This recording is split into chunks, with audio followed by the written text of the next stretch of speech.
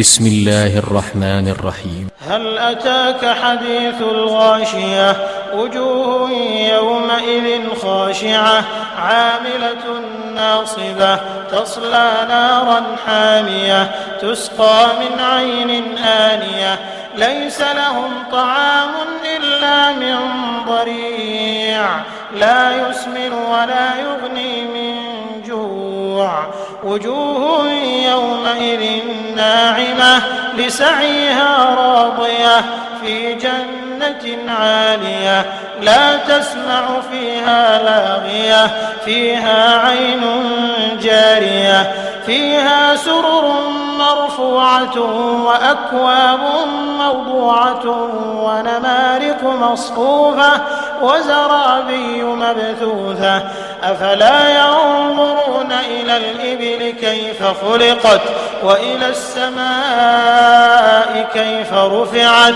وإلى الجبال كيف نصبت وإلى الأرض كيف سطحت فذكر إنما أنت مذكر لست عليهم بمسيطر إلا من تولى وكفر فيعذبه الله العذاب الأكبر إن إلينا إيابهم ثم إن علينا حسابهم.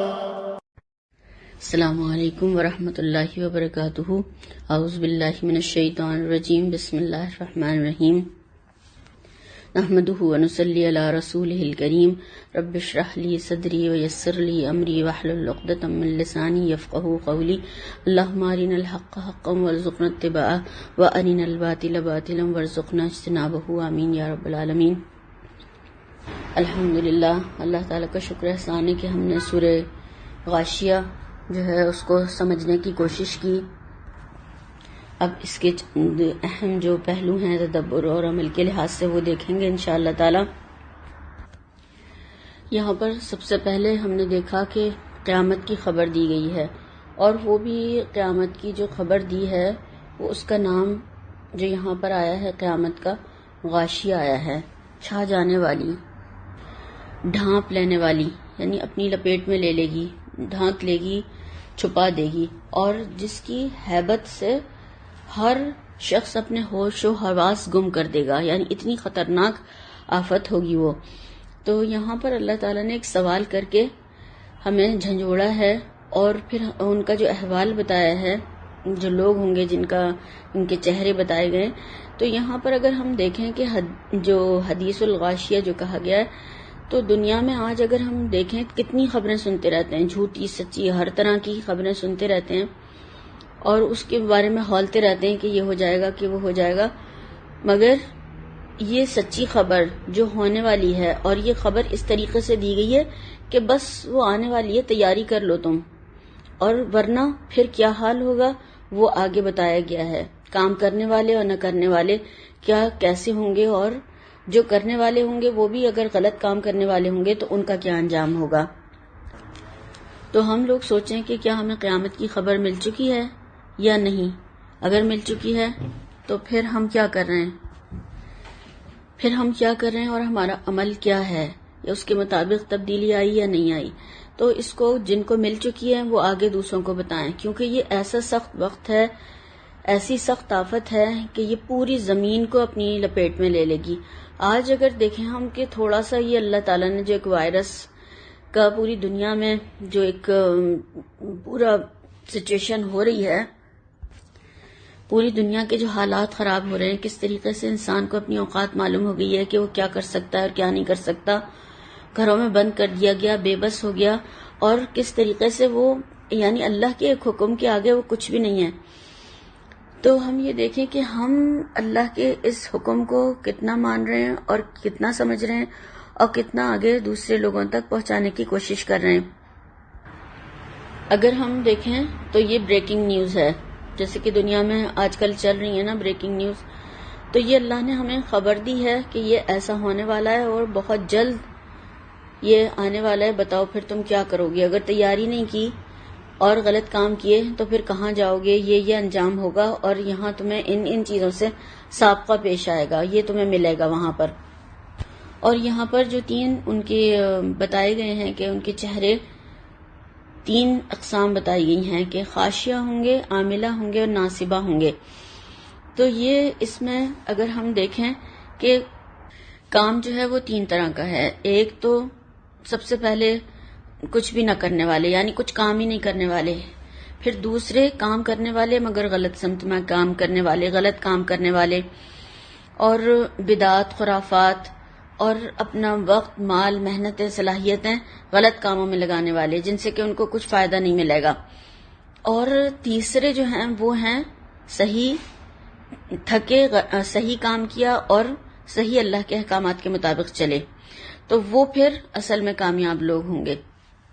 تو ہم یہ دیکھیں کہ دین میں جو کام بتائے ہی نہیں گئے ان کو کرنا.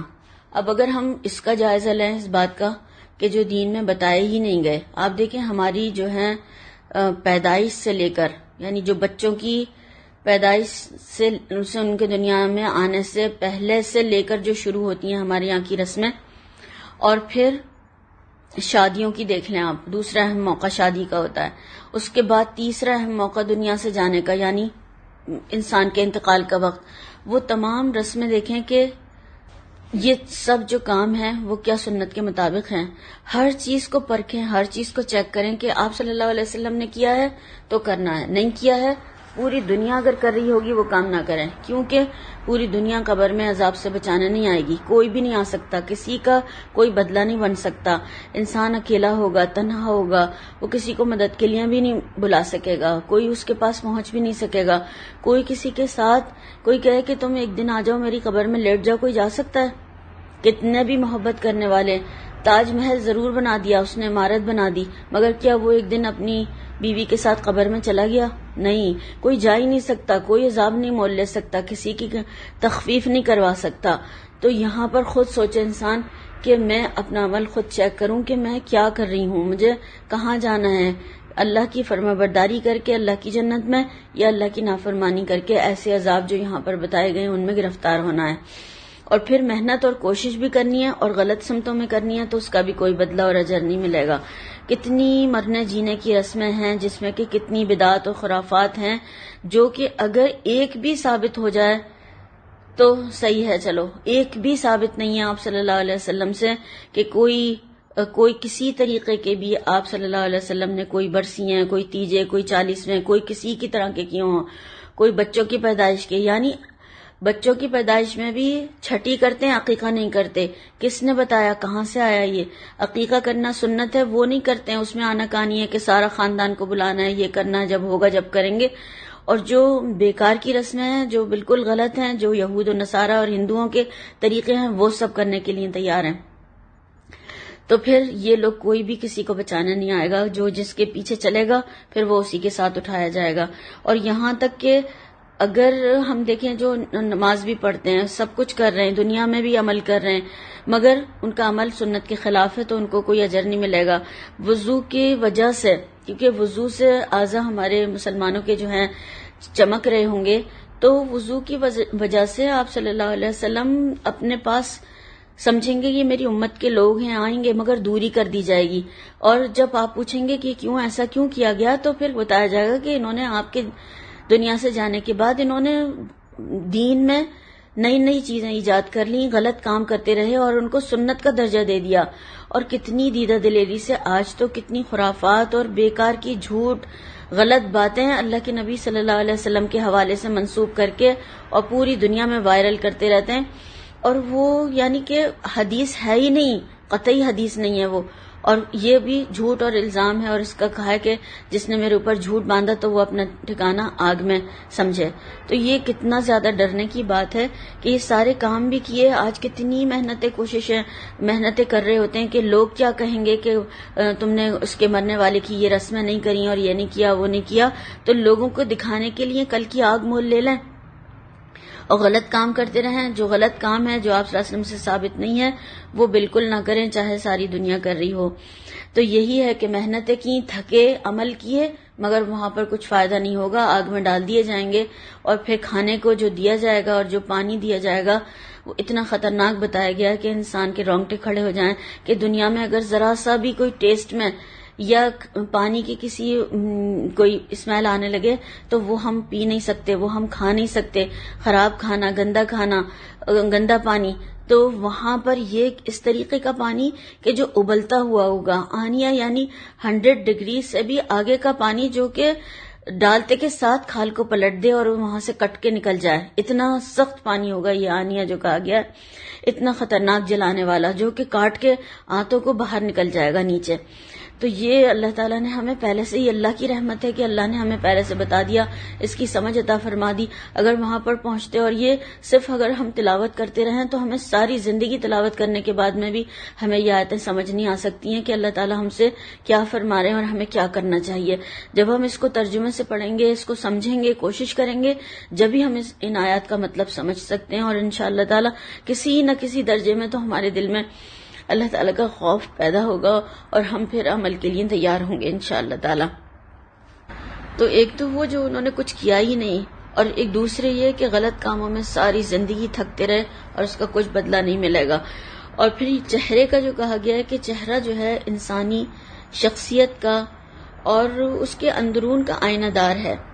آپ دیکھیں پریشانی، خوشی اور پاکیزگی، معصومیت اور ٹینشن یا جو بھی کوئی ہوتی ہے، بیماری یا جو بھی کچھ انسان کے کفر اور معصیت بھی یہاں تک کہ وہ سب چہروں سے ظاہر ہو جاتی ہے. اور ہم دیکھتے ہیں کہ ایک مجرم کا اور ایک نیک انسان کا چہرہ بالکل الگ ہوتا ہے. تو دنیا میں بھی ہم قیافہ شناس اس کو کہتے ہیں جو کہ چہرہ پہچان لیتا ہے. تو دنیا میں بھی ہم جان لیتے ہیں، پہچان لیتے ہیں. تو پھر وہاں پر جو ہے کس طریقے سے ان کا چہروں سے بھی پہچان ہو جائے گی کہ وہ کیا ہیں، وہ کیسے ہیں اور وہ کون لوگ ہیں. تو دیکھیں دنیا میں جب اللہ کے آگے یہ چہرہ نہیں جھکا، خشیت اختیار نہیں کی، تو وہاں پر ذلیل و خوار ہوگا. آخرت میں اور کہا گیا کہ آگ پہ ان کے چہرے الٹ پلٹ کیے جائیں گے. اللہ تعالیٰ اس انجام سے محفوظ رکھے. تو یہ ہے جو کہ اللہ کے ڈر خوف سے جو بچے گا، غلط کاموں کو چھوڑ دے گا، چاہے وہ کوئی بھی کر رہا ہو، ہمیں نہیں کرنا، کیونکہ ہمیں اللہ کو جواب دینا ہے، لوگوں کو جواب دینا نہیں ہے. اور دنیا میں بھی تھکے، غلط کاموں میں تھکے، اور آخرت میں بھی مشقت میں پڑ جائیں گے اور وہاں کا بھی نقصان ہوگا اور وہاں پر بھی عذاب اور یہ تمام چیزیں ان کو سہنی پڑیں گی. اور پھر اور یہاں پر جو دو گروہوں کی بات کی گئی ہے، جہنمیوں کی پہلے بات کی ہے، اس کے بعد میں جنت والوں کی بات کی ہے. تو جہنمیوں کا جو انجام ہے، جو ان کو کھانا پینا ان کا بتایا گیا ہے اور ان کو کس طریقے سے آگ میں ڈالا جائے گا اس کا ذکر کیا گیا ہے. اور آگے والا جو دوسرا گروہ ہے جو جنتی ہیں، ان کے بارے میں اللہ تعالیٰ نے ان کو ان کے چہروں کی ان کی بات کی، اور پھر ان کے جو اللہ تعالیٰ نے جنت کا ویو بھی بتایا کہ کیسی خوبصورت، کیسی اونچی اور کتنی اعلیٰ قسم کی جنتوں میں ہوں گے. اور پھر وہاں پر جو اس کی کیفیت بتائی گئی ہے مجلس کی، کہ ان کا کھانا پینا، ان کی مجلس، ان کا رہنا بیٹھنا اور وہ سب کس طریقے کا ہوگا، اور کیسے خوش اور ان کی خوبصورت شکلیں اور کیسے شاداں اور فرحاں ہوں گے، اور خوشی ان کے چہروں سے ٹپک رہی ہوگی، اور وہ کتنا زیادہ وہاں پر انجوائے کریں گے ان تمام چیزوں سے. تو ان کے آرام کی چیزیں بھی بتائی گئیں. اور دیکھیں کہ جہنم والوں کا صرف کھانا پینا، کیونکہ اتنی سختی، مشقت اور اتنی پریشانی میں اور اتنے آگ اور عذاب اور یہ اتنی گندی کھانے کی چیزیں کھا کر نہ آرام ہے نہ سکون ہے. وہاں پر کہا گیا نا کہ وہ کھانا ان کو نہ تو ان کو موٹا کرے گا اور نہ ان کو بے پرواہ کرے گا، نہ ان کی بھوک مٹائے گا، ایسا کھانا ہوگا. تو جب کھانا کھاتا ہے انسان پیٹ بھر کے اور لذیذ کھانا ہو اور پر لطف ہو، تو پھر اس کو نیند بھی آتی ہے، وہ کھا کے آرام سے سوتا ہے پھر لمبی تان کر. اور یہاں تو نہ کھانا اچھا نہ پینا اچھا، تو وہاں پر کہاں بیٹھنا اور کیسا لیٹنا اور کیسا سکون. تو یہاں پر دونوں کے انجام میں کتنا فرق بتایا گیا ہے، اور اس میں انسان کو ایک شوق اور رغبت بھی دلائی گئی ہے کہ انسان کو یہ اس شوق دلایا گیا ہے کہ وہ پھر وہاں پر جانے کی کوشش کرے جہاں پر اتنی نعمتیں ہیں. اور اتنی نعمتیں اس کو کچھ محنت کوشش نہیں کرنی پڑے گی، ہر چیز لگی ہوئی ملے گی، ہر چیز اس کے لیے منتظر ہوگی، سب کا انتظام کیا ہوگا، ایک بڑی سلطنت کا وہاں پر انتظام ہوگا، اور کوئی چیز کے لیے اسے مشقت نہیں کرنی پڑے گی، نہ اسے پکانا پڑے گا، نہ اسے اٹھانا پڑے گا، نہ لے جانا پڑے گا، بلکہ جہاں جائیں گے وہاں پر دور تک یہ پھیلی ہوئی سلطنت اور جنتیں ہوں گی، اور بس کھانا پینا اور آرام ہوگا، وہاں نہ کوئی کام ہوگا کرنا پڑے گا، نہ محنت ہوگی، نہ مشقت ہوگی، نہ تکلیف ہوگی، نہ بیماری ہوگی، نہ بڑھاپا ہوگا، کوئی وہاں پر تکلیف دہ چیز ہی نہیں ہوگی. اور یہاں تک کہ اتنی چھوٹی سی کہ کوئی غلط بات، یا آپ اس کو بڑی بھی کہہ سکتے ہیں کیونکہ جو غلط باتیں سننے کے عادی نہ ہوں ان کے لیے چھوٹی سی بات بھی بہت بڑی ہوتی ہے.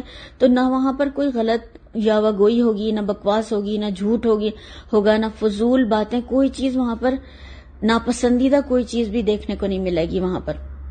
تو اللہ تعالیٰ نے یہ ایک طریقے سے ہمیں اس جنت میں جانے کے لیے عمل کرنے کے لیے شوق دلایا ہے کہ پھر ہم صحیح عمل کریں، اپنے کان، اپنی آنکھیں، اپنے کان اور اپنا دل، اپنا دماغ سب کو کھول کر رکھیں، اور عمل کرتے ہوئے وقت یہ دیکھیں کہ یہ عمل میرا سنت کے مطابق ہے یا نہیں ہے، یہ قرآن کے مطابق ہے یا نہیں ہے. اگر نہیں ہے تو ابھی چھوڑ دیں، فوراً اس کو ختم کر دیں اور اللہ سے معافی مانگیں، استغفار کریں. اور اگر وہ سنت کے مطابق ہے تو اس کو کرتے رہیں، کیونکہ پھر ان کا انجام یہ ہوگا کہ جن کی صحیح سے اللہ تعالیٰ راضی ہو گیا، جن کی کوششیں اللہ کی بارگاہ میں قبول ہو گئیں، منظور ہو گئیں، تو پھر وہاں پر وہ نیک عمل والے اتنے آرام اور نعمتوں اور جنتوں میں اور شاداں اور فرحاں ہوں گے. اللہ تعالیٰ ہم سب کو ان میں شامل فرمائے، اور اللہ تعالیٰ ہمیں ہر غلط کام سے، ہر بری بات سے اور ہر خلاف سنت عمل سے ہماری حفاظت فرمائے، ہمارے بچوں کی اور ہماری آئندہ نسلوں کی حفاظت فرمائے، اور ہمیں قرآن و سنت پر بہترین طور پر چلنے والا بنائے، اور ان اعمال کی توفیق دے جس سے کہ اللہ تعالیٰ ہم سے راضی ہو جائے اور ہمیں اپنی جنت میں جگہ عطا فرمائے انشاءاللہ تعالیٰ جنت الفردوس میں. اللہ تعالیٰ ہمیں، ہمارے آباء و اجداد کو، ہمارے ماں باپ کو اور ہماری اولاد کو اور ہمارے ازواج اور اولاد اور ہماری آئندہ نسلوں کو، ہمارے تمام رشتہ داروں کو اور ملنے والوں، بہن بھائی، اور اللہ تعالیٰ تمام مسلمان مردوں اور مسلمان عورتوں کی مغفرت فرمائے، اور اللہ تعالیٰ ہم سب کو جنتوں میں جگہ عطا فرمائے. آمین ثم آمین. اب آگے جو اللہ تعالیٰ نے جو بات کی ہے وہ دنیا کے حوالے سے ہے، اور دنیا میں بھی ان چیزوں کی بات کی ہے اللہ تعالیٰ نے جو اس وقت پر انسان کے سامنے تھیں اور کوئی دور نہیں جانا پڑتا، اور اونٹ جو ان کی ہر وقت کے استعمال کی سواری تھی اور سامنے پھیلا. ایک بدو کے لیے یہ 4 چیزیں جو تھیں بہت ہی زیادہ اہمیت تھی ان کی سواری، اور آگے کھلا آسمان، پہاڑ اور زمین. خانہ بدوشانہ زندگی تھی، اور اس میں یہ 4 جو چیزیں تھیں بہت ہی اہمیت کی حامل تھیں اس صحرائی زندگی میں. تو اللہ تعالیٰ نے ان کو انہی چیزوں کی طرف ان کی توجہ مبذول کروائی ہے، اور کہا ہے کہ دیکھو تو صحیح، غور تو کرو ذرا. اور یہ آیات صرف ہم سمجھیں کہ ان لوگوں کے لیے، ان لوگوں کے لیے نہیں ہے، یہ قیامت تک ہر پڑھنے والے کے لیے ہیں، سب کے لیے ہیں کہ غور و فکر کرو. اس میں بہت سبق ہے، اور اس میں بہت اللہ تعالیٰ نے ہمارے لیے حکمتوں کے راز پوشیدہ کیے ہوئے ہیں. تو غور و فکر کرو، کیونکہ غور و فکر بھی عبادت ہے. تو اونٹ اللہ کی قدرت کی بڑی نشانیوں میں سے ایک نشانی ہے اس کی تخلیق کی، کہ کس طریقے سے اللہ تعالیٰ نے ایک ایسا جانور بنایا ہے کہ جو اتنا زبردست ہے اور اتنا زیادہ بڑا بھی ہے، کام کے لیے موزوں ہے، اس علاقے کے لیے موزوں ہے. اور اس میں بہت ساری ایسی بھی چیزیں ہیں جو انسان کے لیے ہر طرح کے فائدے اللہ تعالیٰ نے اس کے اندر رکھے ہیں، اور اس کی ہر چیز کام میں آتی ہے. اور یہاں تک کہ کہا جاتا ہے کہ ان کی جو لغت ہے وہ بھی اسی کے ذکر سے وجود میں آئی ہے. کتنی ساری چیزیں ہیں جو ہم دیکھتے ہیں قرآن میں وہ اونٹ کے حوالے سے ہی بتائی گئی ہیں، اور بہت سارے اس میں ان کے لیے فائدے بھی ہیں. یہاں سعودی کے ایک مفتی اعظم تھے اور وہ نابینا تھے. تو جب ان سے پوچھا گیا، ان سے سوال کیا گیا کہ اگر اللہ تعالیٰ آپ کی آنکھیں ٹھیک کر دے تو آپ کیا دیکھنا پسند کریں گے، تو انہوں نے کہا کہ میں سب سے پہلے اونٹ کو دیکھنا پسند کروں گا، کیونکہ اللہ تعالیٰ نے زمین اور آسمان اور پہاڑوں سے پہلے اس کا تذکرہ کیا ہے کہ اس میں کون سی ایسی خاص بات ہے، کیا چیز ہے اس کے اندر کہ جو اللہ تعالیٰ نے اس کو پہلے مقدم رکھا ہے، اور اس کی بات کی اللہ تعالیٰ نے کہ ان تمام کی تخلیق سے پہلے اس کی تخلیق کی بات کی ہے یا اس کو بنانے کی بات کی ہے. تو اس میں کیا ایسی اللہ کی قدرتیں پوشیدہ ہیں، سبحان اللہ. تو انہوں نے یہ بتایا کہ میں اس کو دیکھنا پسند کروں گا. آسمان کو دیکھو، چاروں طرف پھیلی ہوئی وسیع نشانی ہے، اور کوئی کہہ سکتا ہے میں نے آسمان نہیں دیکھا، یا کوئی اس سے غافل ہے؟ دن رات کا بدلتا ہوا یہ جو آسمان ہے، یہ چینج ہے، یہ کبھی دھوپ ہے، کبھی سورج ہے، کبھی سایہ ہے، اور کبھی رات ہے، کبھی اندھیرا ہے. تو یہ سب چیزیں روزانہ ہر ایک کے مشاہدے میں آتی ہیں، اور ہر ایک آسمان کی یعنی 7 آسمان اور ہر ایک کی مسافت 500 سال، اور اس کے اندر کیا کیا کچھ اللہ نے لگایا ہے انسان تو جان بھی نہیں سکتا. عقل ہی حیران ہے. اس کے آسمان کے کنارے اور آسمان کہاں تک ہے پھیلا ہوا ہے، یہ کوئی بھی نہیں جان سکا ابھی تک، اور کسی طرح سے اللہ کا جب تک حکم ہے یہ قائم رہے گا. تو یہ بہت بڑی اللہ تعالیٰ کی چاروں تخلیقات ہیں جو اللہ نے یہاں پر ہمیں غور و فکر کی دعوت دی ہے. پھر پہاڑ دیکھیں، اپنی اونچائی کی وجہ سے انسانوں کو مبہوت کر دیتے ہیں. انسان کیسا لگتا ہے اس کے آگے، کتنا چھوٹا اس کا وجود، اور یہ زمین پر کس طرح لا کر رکھ دیے گئے. اگر ہم سے کہا جاتا ہے یہ پتھر اٹھا کے رکھے جائیں، پتھر ڈھونے پڑتے ہیں تو کیا حال ہوتا ہے انسان کا. مشینیں فیل ہو جاتی ہیں، اور ان کو کھدائی اور ان کو جگہ سے ہٹانے کے لیے کتنے بڑے بڑے یعنی انسان کو کیا کیا چیزیں کرینا اور کیا کیا لانے پڑتے ہیں، اور کتنا ان کو ہٹانے کے لیے کیا کیا کچھ کرنا پڑتا ہے. تو یہ اتنا وزن لا کر کس نے رکھوا دیا، یہ کہاں کیسے ہو گیا؟ یہ اللہ تعالیٰ کی قدرت ہے. اور کیسے اونچے پہاڑ، یعنی پہاڑوں کو اگر دیکھا جائے تو ان میں ہزاروں سالوں تک تبدیلیاں کوئی واقع نہیں ہوتی، اسی طرح سے کھڑے رہتے ہیں. آسمان چینج ہوتا رہتا ہے مگر پہاڑ چینج نہیں ہوتے. زمین بھی چینج ہوتی رہتی ہے مگر پہاڑوں کی اونچائیاں اور پہاڑوں کی وہی شیپ. کبھی کبھار کہیں آپ نے دیکھا لینڈ سلائیڈ ہوئی یا کچھ ہوا تو پہاڑوں میں کچھ تبدیلی ہوئی، ورنہ وہ اسی طرح سے کھڑے ہوئے ہیں اللہ تعالیٰ کی فرمانبرداری میں. جب اللہ کا حکم ہوگا تو قیامت کا منظر آگے ہم پڑھیں گے کہ یہ روئی کے گالوں کی طرح سے اڑتے پھریں گے. یعنی ان کا وزن جو ہے وہ اللہ تعالیٰ، جو ان کو اللہ تعالیٰ نے ابھی بندشیں باندھی ہوئی ہیں وہ سب کھول دے گا تو یہ روئی کے گالوں کی طرح سے اڑتے پھریں گے. اس وقت کیا عالم ہوگا، اللہ تعالیٰ اس وقت کی سختی سے محفوظ رکھے. پھر چوتھی چیز پھیلی ہوئی زمین اور صحرا، جو انسان جنہیں ہر وقت رونتا ہے زمین کو اور ہر وقت اس سے فائدے حاصل کرتا ہے. ہر وقت زمین اس کے لیے اگا رہی ہے، اس کے لیے پیداوار، اس کے لیے پھر تمام چیزیں جو ملتی ہیں انسان کو کھاتا ہے. کتنے رنگ، لذت، ذائقے، ٹیسٹ اور کتنا زیادہ کچھ اللہ نے ہر چیز زمین سے اس کے لیے پیدا کی ہے، بنائی ہے. اور پھر سارا کچھ کھاتا ہے، یہیں پر زندگی گزار کر پھر اسی میں مٹی میں مل کر ختم ہو جاتا ہے. یہ زمین پھر اسی اپنی آغوش میں سے پناہ دیتی ہے اور اسی میں پھر دبا دیا جاتا ہے.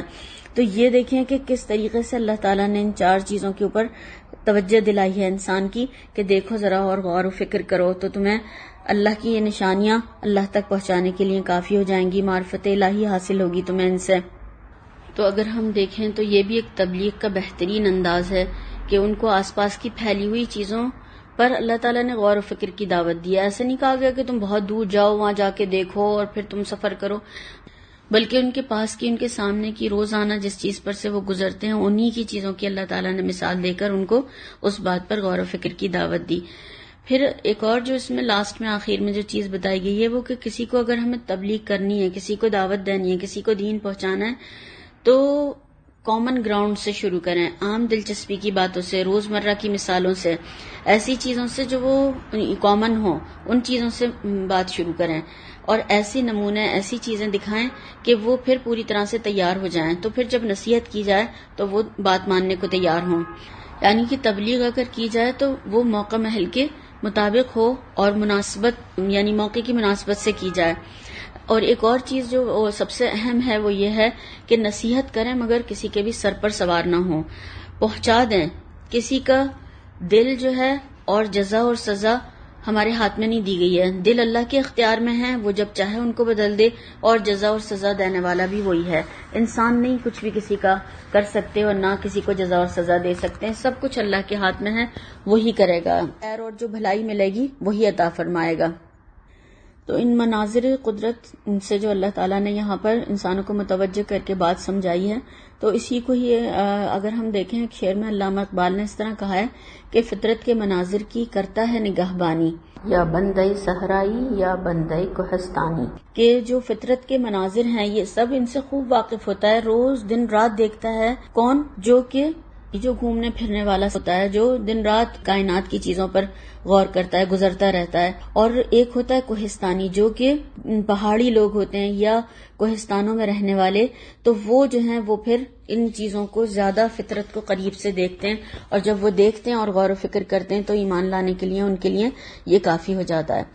تو یہاں پر ہم دیکھیں کہ ان قدرت کی نشانیوں کی طرف دکھایا گیا ہے، جو بتایا گیا ہے کہ اس کی عظمت بھی یاد دلاتی ہیں یہ چیزیں، اور پھر یہ بھی کہ کیسے کہہ سکتے ہو تم کہ اللہ جنت اور دوزخ نہیں بنا سکتا جبکہ اللہ تعالیٰ نے اتنی زبردست چیزیں تمہارے سامنے بنائی ہوئی ہیں اور دن رات تم انہیں دیکھتے ہو۔ اور سب سے اہم چیز اگر دیکھیں یہ ہے کہ ہر انسان کی کوشش دیکھی جائے گی کہ وہ دنیا میں کن کاموں میں تھکا، کیا کرنے کی کہا گیا تھا اور کیا کر کے آیا، اور کوشش کرنے کا اس نے کتنا حق ادا کیا۔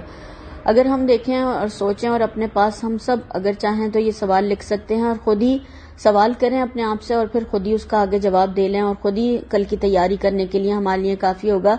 نمبر 1 یہ کہ میرا کوئی ایسا عمل ہے جس کو میں اللہ کی جناب میں اپنی نجات کے لیے کل پیش کر سکوں۔ دوسرا یہ ہے کہ میری زندگی ہر معاملے میں کتنی قرآن و سنت کے مطابق ہے، اگر نہیں ہے تو ابھی کر لوں تاکہ کل کا انجام یہ برا نہ دیکھنا پڑے۔ پھر تیسرا جو ہے کہ کیا میں قیامت کے دن ان روشن چہرے والوں کا جہاں پر جو تذکرہ کیا گیا ہے اور اپنی کارکردگی پر جو خوش لوگ ہوں گے، کیا میں کل ان میں شامل ہو سکوں گی؟ تو اللہ تعالیٰ سے دعا کرتے ہیں کہ اللہ تعالیٰ ہمیں ان تمام کاموں کی توفیق دے جس سے کہ ہم کل ان لوگوں میں شامل ہو سکیں، اور اپنے رضا پہ راضی رہنے کی ہمیں توفیق عطا فرمائے، اور ہمیں قرآن و سنت پر بہترین عمل کرنے والا بنائے۔ اللہ تعالیٰ ہم سے راضی ہو جائے، ہمیں نفس اور شیطان کے شر سے بچا لے، اور تمام فتنوں سے، مصیبتوں سے، بدبختی سے، مشقت کے ملنے سے اللہ تعالیٰ ہم آپ کی پناہ میں آتے ہیں۔ سبحانک اللہم و بحمدک، اشہد ان لا الہ الا انت، استغفرک و اتوب الیک۔ السلام علیکم ورحمۃ اللہ وبرکاتہ۔